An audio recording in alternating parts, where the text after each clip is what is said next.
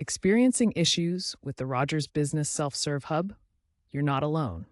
Many users encounter problems with browser compatibility and login authentication. First, ensure you're using a supported browser like Chrome, Firefox, or Edge.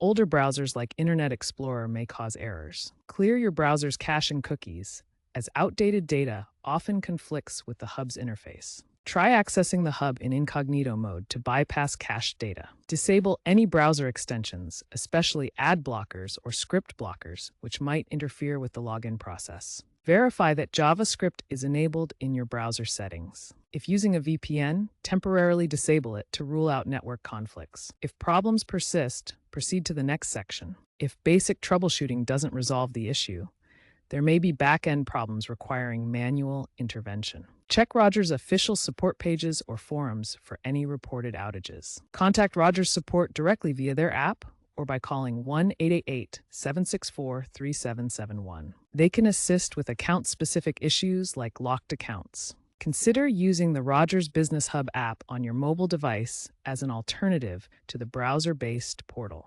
Stay informed about updates to Rogers' services, as they often include improvements to login and security protocols.